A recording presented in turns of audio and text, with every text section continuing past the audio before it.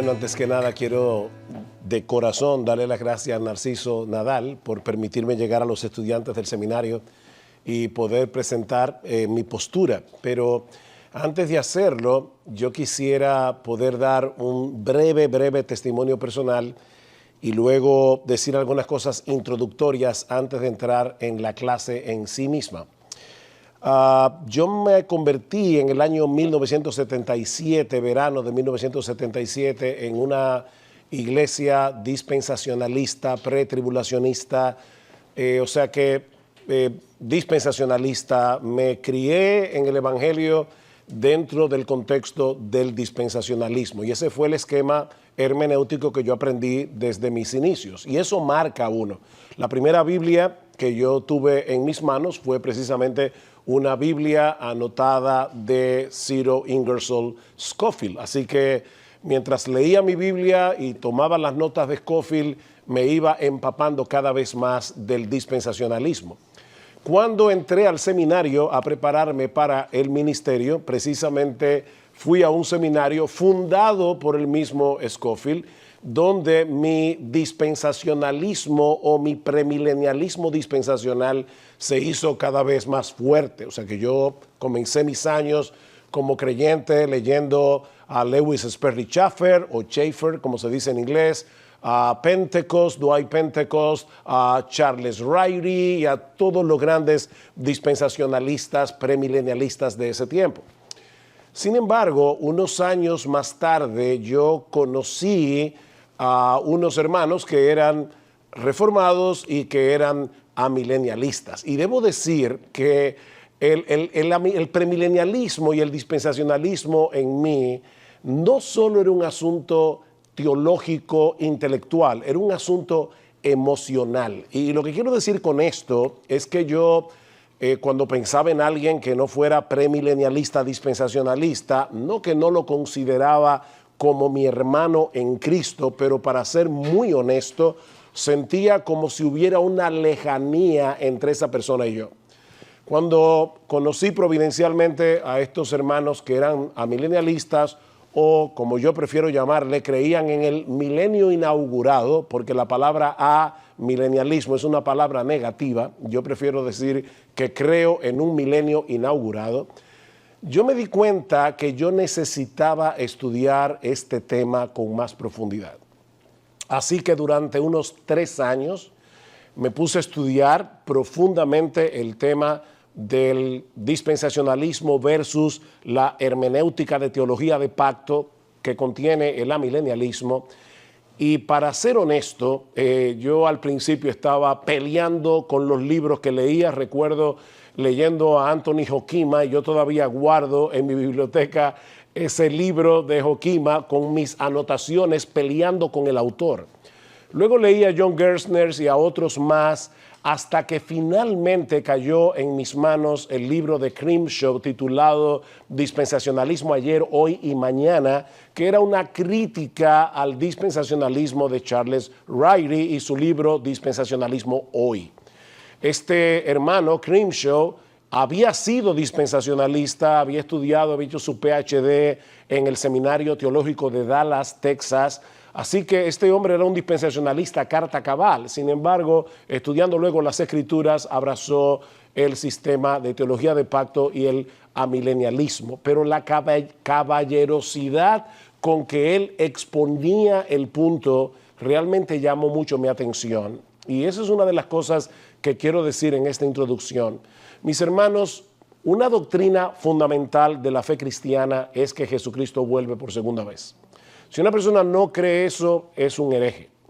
Ahora, que nosotros tengamos diferencias en cuanto a los detalles alrededor de la segunda venida, no quiere decir que si tú eres de una postura diferente a la mía, yo tenga derecho a calificarte como un hereje. Nosotros tenemos que tener amor cristiano a la hora de debatir estos temas y espero en el Señor, y es una de las cosas que he orado antes de dar esta clase, que el Señor me dé la gentileza que debe caracterizar, el amor de Cristo que debe caracterizar a un verdadero creyente a la hora de discutir estos temas. Yo voy a presentar mi postura y evidentemente voy a tratar de demostrar que el premilenialismo está errado. Pero aún basado en mi propia experiencia, yo no soy iluso para pensar que esta clase de apenas 4 horas o lo que dure va a convencer a alguien para que cambie de un sistema a otro. Pero por lo menos yo quisiera causar cierta inquietud o por lo menos levantar la curiosidad como para animarte a estudiar más profundamente este tema, porque aunque, repito, creo que es un tema secundario en comparación con otros aspectos del Evangelio, no deja de ser un tema importante porque afecta a la hermenéutica, afecta la forma como nosotros interpretamos toda la Escritura y personalmente creo que debilita en cierto grado la predicación del Evangelio, aunque conozco buenos dispensacionalistas que predican fielmente el Evangelio, y yo de hecho tengo buenos amigos dispensacionalistas a quienes respeto y admiro, y no creo que en el caso de ellos eso ocurra. Estoy diciendo que es un peligro que el dispensacionalista tiene que enfrentar al no ver tan claramente a Cristo, sobre todo en las páginas del Antiguo Testamento donde Cristo realmente es revelado. Habiendo hecho esta breve introducción, ahora permítanme hacer una introducción B. Cuando yo iba a dar esta clase, yo sé que recientemente nuestro hermano Matt Waymeyer escribió este libro, Amilenialismo y el siglo venidero, donde él rebate la postura que yo voy a presentar en esta clase. Así que voy a tomarme unos minutos para decir algo acerca de este libro, porque honestamente no puedo tomar las 4 horas para rebatir a Waymeyer y al mismo tiempo presentar la postura amilenial. Así que simplemente me voy a limitar a decir algo de entrada acerca de lo que yo entiendo que es un error hermenéutico que hay en este libro de principio hasta el fin. Y así luego puede ser que a medida que yo presente otros textos de las Escrituras, regrese a Waymeyer para explicar por qué yo creo que su explicación de esos textos no es la explicación contextual correcta. Así que voy a tomar unos minutos para hablar acerca de esto. Pero antes, lo que yo voy a presentar es lo siguiente para poder entender la crítica que le voy a hacer a Matt Waymeyer. Yo creo, como muchos teólogos amilenialistas, que la escatología bíblica es increíblemente simple. Y yo sé que eso puede sonar extraño porque la escatología suele ser un tema complicado para muchos. Pero yo estoy diciendo que el esquema o la estructura que presenta la Escritura, según mi entender de la palabra de Dios, es sumamente simple. Porque toda la Biblia está dividida en 2 grandes eras, que podemos dividir como este siglo y el siglo venidero. Todo lo que enseña la Biblia o es de este siglo o pertenece al siglo venidero. Y lo que yo voy a demostrar es que lo que divide este siglo del siglo venidero es la segunda venida de Cristo, que va a traer consigo resurrección y el juicio final.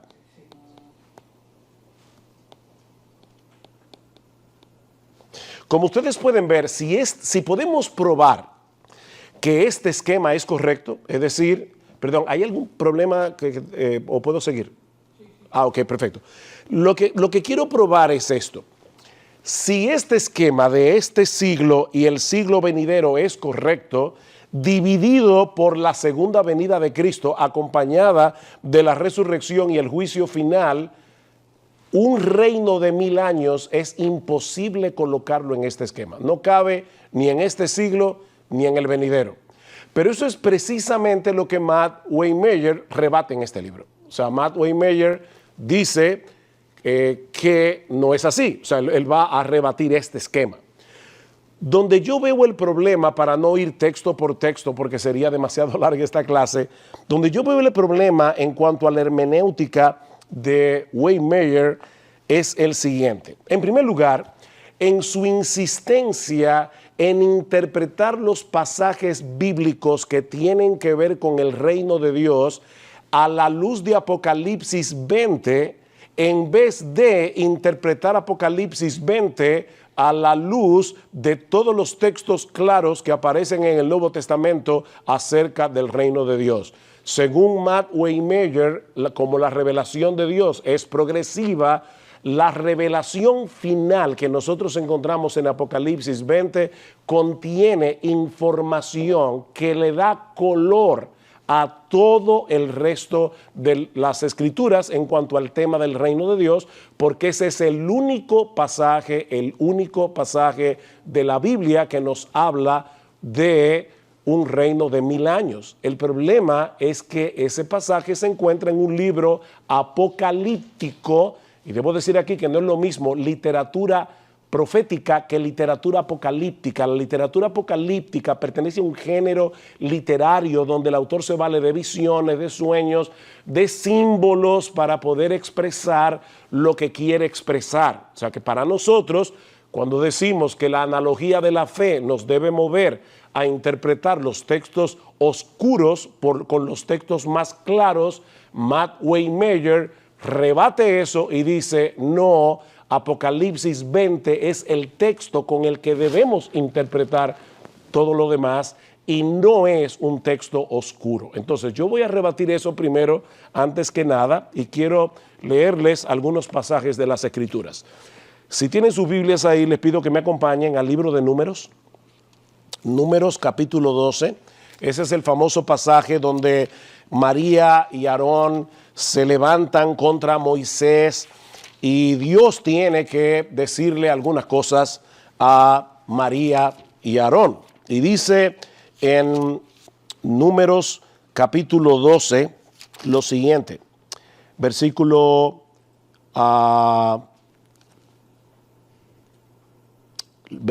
6. Y él les dijo a María y Aarón, oíd ahora mis palabras, cuando haya entre vosotros profeta de Jehová, le apareceré en visión, en sueños hablaré con él. No así a mi siervo Moisés, que es fiel en toda mi casa. Cara a cara hablaré con él y claramente y no por figuras, y verá la apariencia de Jehová. ¿Por qué pues no tuvisteis temor de hablar contra mi siervo Moisés? Noten que el autor está comparando aquí lo que es una revelación a través de figuras, a través de símbolos, con la forma clara con la que Dios le hablaba a Moisés. Así que hay una diferencia entre una literatura profética, apocalíptica, llena de visiones, llena de símbolos, y lo que la Biblia revela en prosa en una forma clara y evidente. Apocalipsis 20 pertenece a la literatura apocalíptica. Otro texto, Daniel capítulo 7, que prueba lo que acabo de decir, donde vemos ese contraste. Yo no estoy diciendo que un texto sea más inspirado que otro. Lo que estoy diciendo es que hay textos más claros que otros en la Biblia y que la literatura apocalíptica no es más clara que las revelaciones en prosa que nosotros encontramos en el Nuevo Testamento.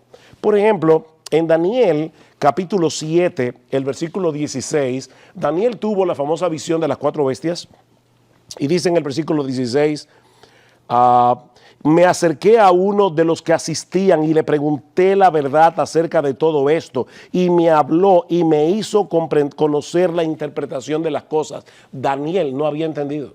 Daniel vio la visión, pero una visión de 4 bestias no es algo tan claro. El ángel tuvo que venir a darle la interpretación. En Daniel capítulo 8, en el versículo 15 al 19, vemos exactamente lo mismo. Y aconteció que mientras yo, Daniel, consideraba la visión y procuraba comprenderla, he aquí se puso delante de mí uno con apariencia de hombre, y oí una voz de hombre entre las riberas de Ulai que gritó y dijo, Gabriel, enséñale a este la visión.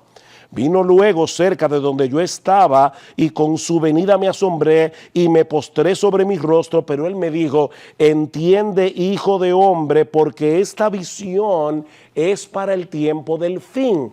El mismo profeta Daniel que estaba viendo la visión no estaba entendiendo. Ese es uno de los problemas que nosotros tenemos con la literatura apocalíptica. Necesitamos que el resto de las escrituras nos arroje luz.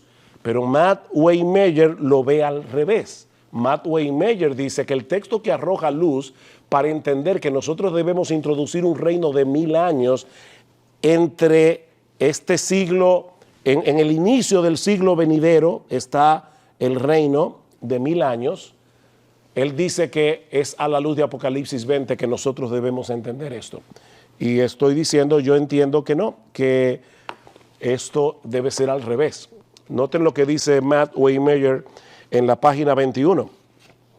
Dice, la armonización de este reino intermedio con la revelación previa no requiere que las verdades enseñadas en pasajes anteriores sean alteradas o negadas, pero sí quiere decir que reconoce la existencia de un espacio de tiempo entre los diferentes eventos escatológicos, una brecha no revelada claramente en los pasajes anteriores. Este espacio de tiempo es los 1000 años de Apocalipsis 20. O sea, en palabras más sencillas, ¿qué está diciendo Matt Waymeyer? Esta brecha no aparece claramente en todo el resto de la Biblia, pero como sí aparece en Apocalipsis 20, entonces nosotros tenemos que ahora reinterpretar todos los pasajes de las Escrituras para poder introducir este milenio allí. Eso es lo que le está diciendo básicamente. Dice lo mismo en la página 84 de su libro. Dice lo siguiente, y hermanos, créame, para mí no es cómodo estar rebatiendo a un hombre de Dios que probablemente, probablemente, es un buen teólogo. No estoy atacándolo a él como persona, pero simplemente no creo que esa forma de interpretar las Escrituras es una forma equivocada que tiene consecuencias.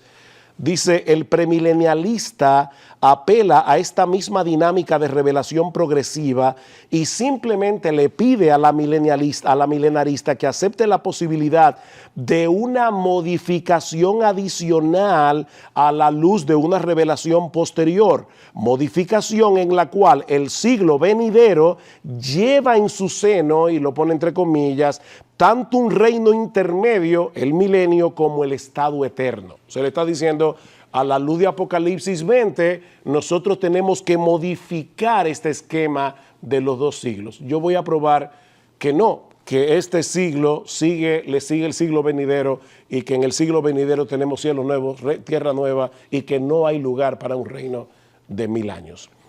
Otro problema hermenéutico que tiene el libro de Waymeyer es el siguiente.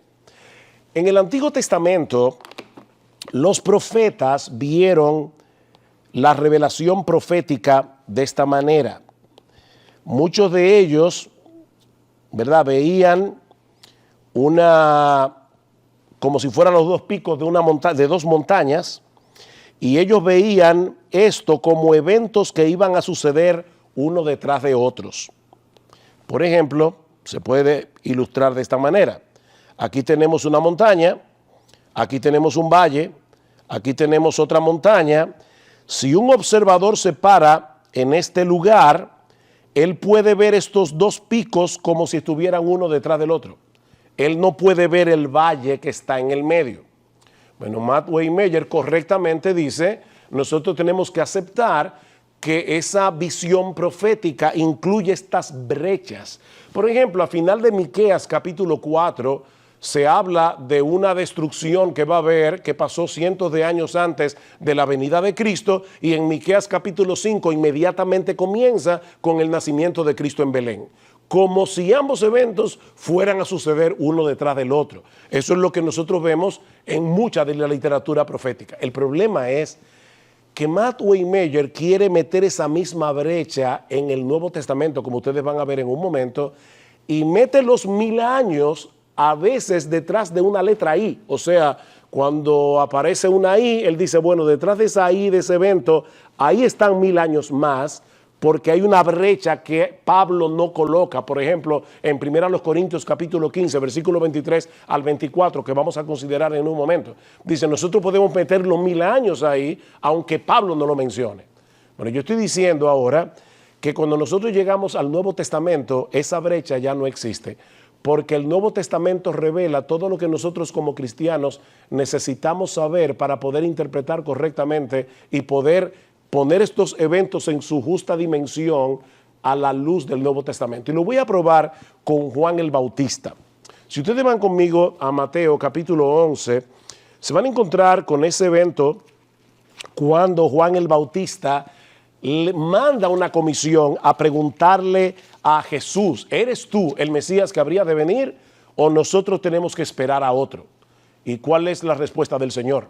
El Señor les responde, vayan y díganle a Juan todos los milagros que ustedes están viendo para probarle que yo soy el Mesías. Y luego dice en el versículo 11, de cierto os digo, entre los que nacen de mujer no se ha levantado otro mayor que Juan el Bautista, pero el más pequeño en el reino de los cielos mayor es que él. ¿En qué sentido el más pequeño de los discípulos del Señor en el nuevo pacto es mayor que Juan el Bautista? Bueno, en el sentido de que nosotros ahora tenemos una revelación completa que nos permite volver atrás y ver los grandes pasajes del Antiguo Testamento a la luz de la clara enseñanza del Nuevo. Y yo creo que Apocalipsis 20 debe también interpretarse a la luz de esos pasajes claros, porque yo creo que esa brecha ya no está. Y lo voy a probar de esta manera.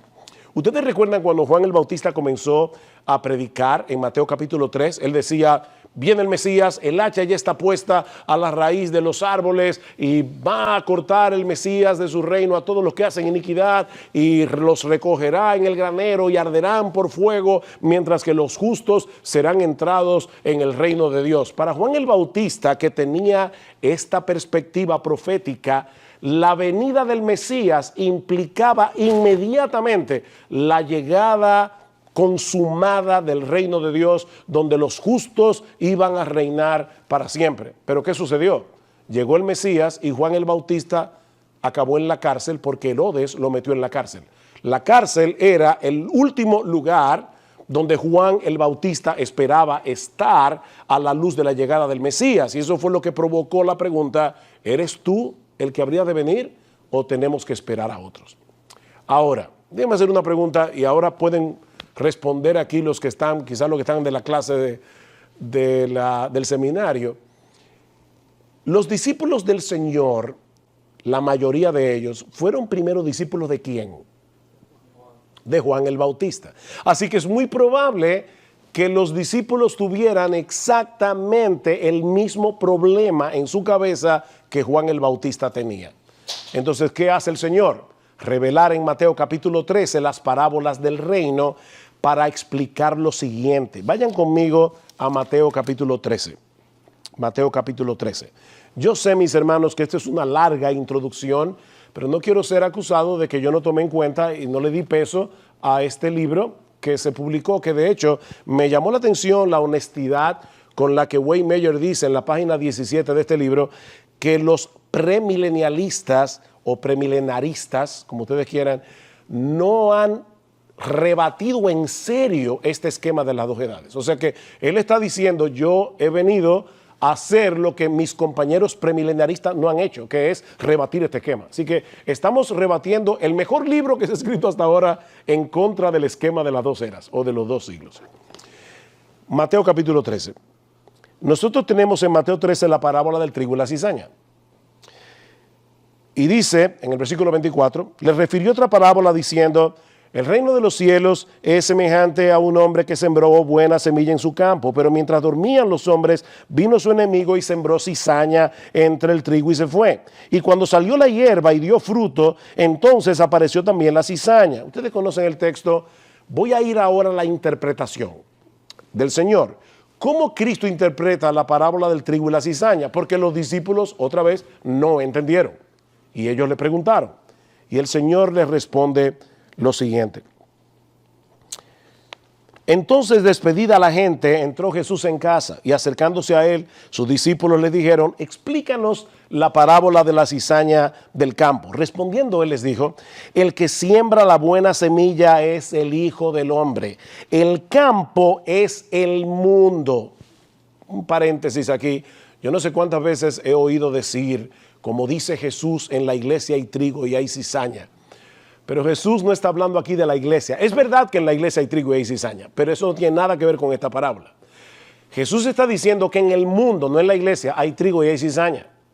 Y dice aquí, el campo es el mundo, la buena semilla son los hijos del reino, las cizañas son los hijos del malo, el enemigo que la sembró es el diablo, la siega es el fin del siglo, capten eso ahí, que lo veremos después. Y los segadores son los ángeles.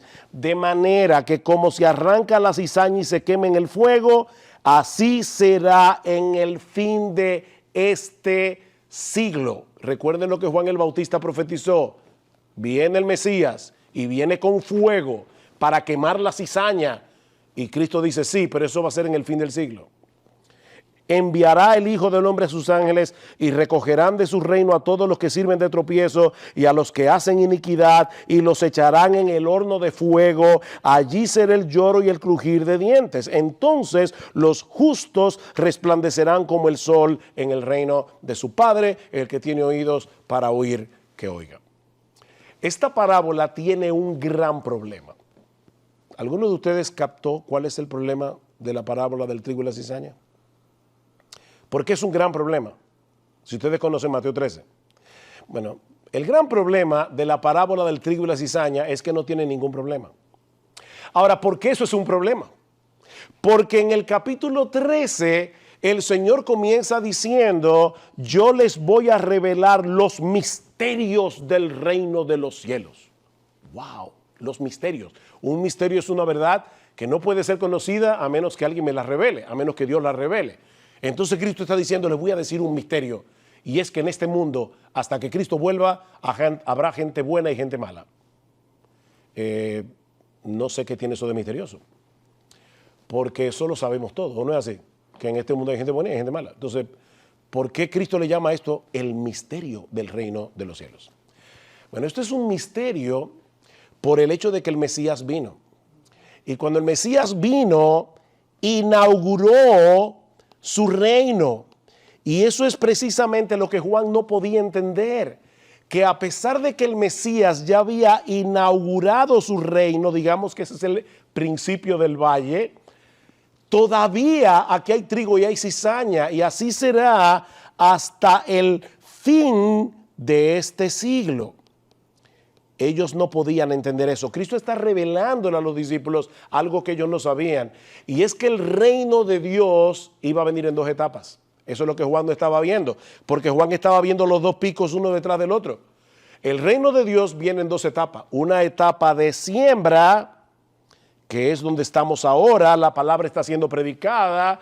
Los inconversos se están convirtiendo al Señor y están siendo entrados en el reino de Cristo, que es el que yo entiendo que es el reino milenial, que se está produciendo porque Cristo reina ahora. Y así será hasta la segunda venida, cuando será la siega y ya nunca más habrá gente buena y mezclada con gente mala en este mundo. Entonces, ese es el misterio. El misterio que los discípulos no entendían y que Cristo no solamente explica en la parábola del trigo y la cizaña, sino en todas las parábolas que aparecen en Mateo capítulo 13. Aquí tenemos una mezcla, a pesar de que ya el rey vino, a pesar de que el rey ya inauguró su reino, pero es un reino inaugurado que no ha sido aún consumado. Entonces, meter esa brecha en el Nuevo Testamento es un problema. Porque no está reconociendo el hecho de que nosotros tenemos una revelación completa que ha cerrado la brecha. Las brechas las tenían los profetas del Antiguo Testamento, como dice Primera de Pedro, capítulo 1, versículo 10. Los profetas que profetizaron de esta gracia destinada a vosotros inquirieron y diligentemente indagaron acerca de qué tiempo indicaba el Espíritu de Cristo que estaba en ellos, el cual anunciaba de antemano los sufrimientos de Cristo y las glorias que vendrían tras ellos. Pero a ellos se les reveló que era para nosotros que Dios les estaba revelando estas cosas. Es decir, que los profetas del Antiguo Testamento no entendieron muchas de las cosas que ellos mismos escribieron. No podían entenderlo porque le faltaban piezas, pero nosotros tenemos esas piezas en el Nuevo Testamento. Así que yo creo que los dos grandes problemas del libro de Waymaker es, como decía hace un momento, primero, insistir en que Apocalipsis 20 es la carta final de Dios con la que Él explica todo lo demás. O sea, como es el único texto que habla de un reino de 1000 años, Él dice, nosotros tenemos que interpretar todos los textos acerca del reino a la luz de Apocalipsis 20. Y tenemos que introducir el milenio de alguna manera. Si podemos probar que ese milenio espiritualmente ya se está llevando a cabo, entonces ese argumento no es válido. Bien, habiendo dicho esto, vamos ahora a mi esquema de los 2 siglos, que es lo que yo pienso presentar ahora para poder probar, ¿verdad?, mi punto del milenio inaugurado, no del amilenialismo. Ok, como les decía, son las 6:40, nosotros vamos a detenernos en 15 minutos y vamos a dar un receso. Pero como les decía, mis hermanos, nosotros tenemos una estructura muy simple en la Escritura y lo voy a probar a través de la terminología de las 2 eras. La palabra era, siglo, aión en griego, se traduce a veces siglo, a veces se traduce era, a veces se traduce mundo, depende del contexto, pero este esquema de las 2 eras, esa terminología permea todo el Nuevo Testamento. Y lo vamos a ver brevemente citando algunos textos. Vista general de esta terminología. A cualquiera que dijere alguna palabra contra el Hijo del Hombre le será perdonado, pero el que hable contra el Espíritu Santo no le será perdonado ni en este siglo ni en el venidero. Así que Cristo está diciendo, hay 2 eras, este siglo y el siglo venidero, y el pecado contra el Espíritu Santo no será perdonado ni aquí ni en el otro. Dice Lucas 18:30, que no haya alguno que haya dejado padre, madre, que no haya de recibir mucho más en este tiempo y en el siglo venidero la vida eterna. Noten cómo Cristo conecta la vida eterna con el siglo venidero. Otra vez, Marcos, que no reciba 100 veces más ahora en este tiempo casas, hermanos, hermanas, madres, hijos y tierras con persecuciones, porque este es un siglo malo, y en el siglo venidero la vida eterna. Y alabó el amo al mayordomo malo por haber hecho sagazmente, porque los hijos de este siglo son más sagaces en el trato con su semejante que los hijos de la luz. Hay un contraste aquí, nosotros somos hijos de la luz, no pertenecemos a este siglo, aunque vivimos en este siglo. Entonces respondiendo Jesús les dijo, Lucas 20, los hijos de este siglo se casan y se dan en casamiento, mas los que fueren tenidos por dignos de alcanzar aquel siglo y la resurrección entre los muertos, ni se casan ni se dan en casamiento, porque no pueden ya más morir, pues son iguales a los ángeles y son hijos de Dios al ser hijos de la resurrección. Hay 2 características cualitativas completamente diferentes entre este siglo y el siglo venidero. Yo lo voy a probar en un momento, solamente estoy citando estos textos para mostrar que la terminología, este siglo y el venidero, no es un texto aquí y allá en el Nuevo Testamento, es ampliamente enseñado en el Nuevo Testamento. No os conforméis a este siglo, sino transformaos por medio de la renovación de vuestro entendimiento para que comprobéis cuál sea la buena voluntad de Dios, agradable y perfecta. Si el evangelio está encubierto porque el Dios de este siglo cegó el entendimiento de los incrédulos para que no les resplandezca la luz del evangelio de la gloria de Cristo, el Dios de este siglo. ¿Dónde está el sabio? ¿Dónde está el escriba? ¿Dónde está el disputador de este siglo? ¿No ha enloquecido Dios la sabiduría del mundo? Sin embargo, hablamos sabiduría entre los que han alcanzado madurez. Y sabiduría no de este siglo, ni de los príncipes de este siglo que perecen, la que ninguno de los príncipes de este siglo conoció, porque si lo hubieran conocido, nunca hubieran crucificado al Señor de gloria. 3 veces aparece allí la expresión este siglo.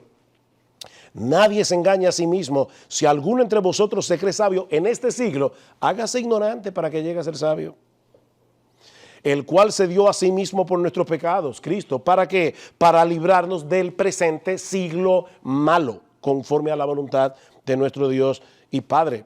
Cristo fue sentado a la diestra del Padre sobre todo principado y autoridad y poder y señorío y sobre todo nombre que se nombra, no solo en este siglo, sino también en el siglo venidero, en los cuales anduvisteis en otro tiempo, siguiendo la corriente de este mundo, ahí está la palabra ión, siguiendo la corriente de este siglo, conforme al príncipe de la potestad del aire. A los ricos de este siglo manda que no sean altivos. ¿Y qué deben hacer? Hacer tesoros para lo porvenir, para el siglo venidero, que le echen mano de la vida eterna. Enseñándonos, Cristo vino enseñándonos que renunciando a la impiedad y a los deseos mundanos, vivamos en este siglo sobria, justa y piadosamente. Y asimismo dice Pablo, el autor de Hebreos, algunos que gustaron de la buena palabra de Dios y los poderes del siglo venidero. Yo voy a explicar ese texto en un momento, solo estoy citando los textos para probar que la terminología, este siglo y el venidero permea todo el Nuevo Testamento. Ok, el esquema básico de las dos eras, los dos siglos, las dos edades.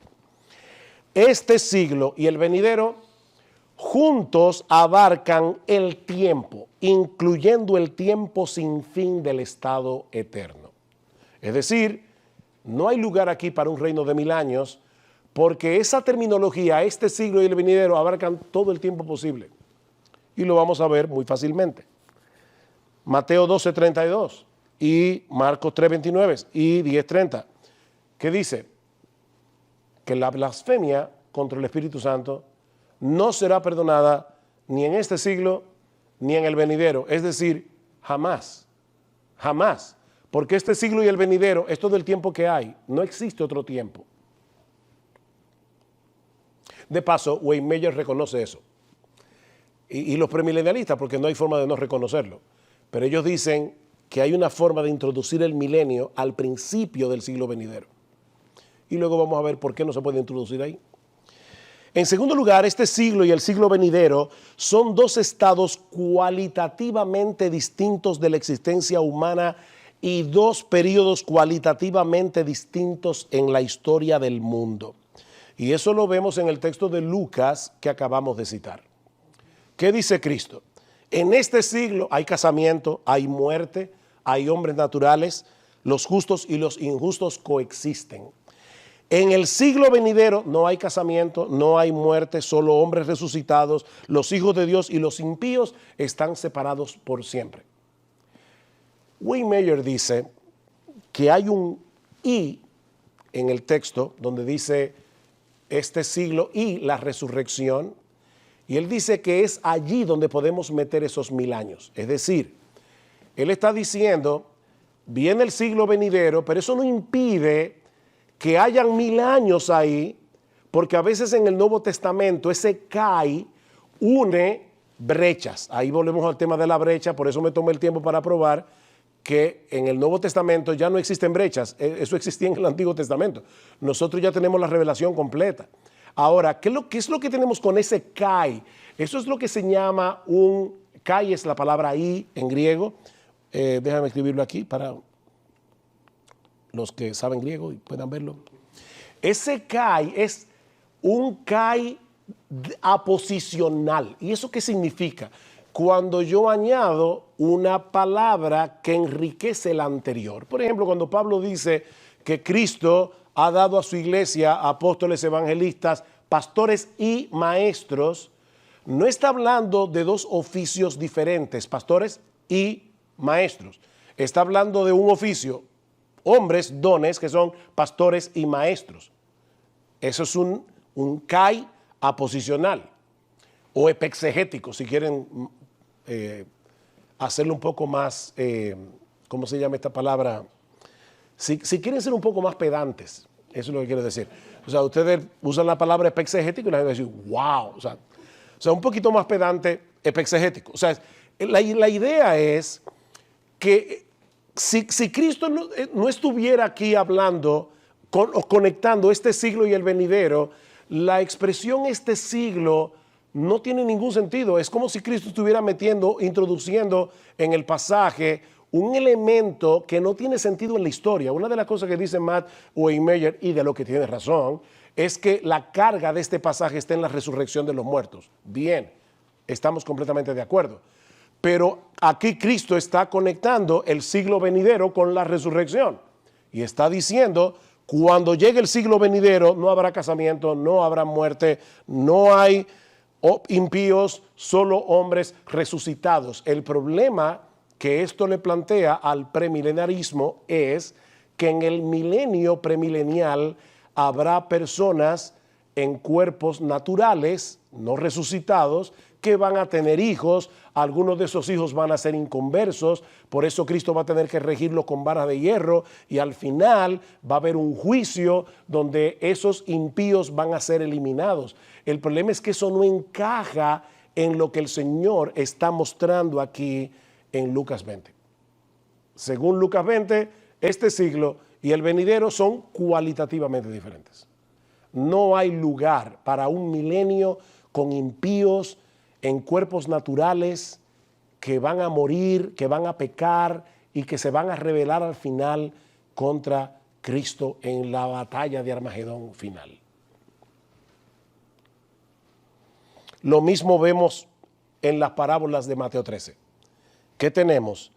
El reino inaugurado siembra trigo mezclado, hijo del reino con cizaña, hijo del malo, vivimos en condición natural, pero cuando llegue la cosecha, el fin de este siglo, como le llama Cristo en Mateo 13, solo trigo, la cizaña será quemada en el fuego.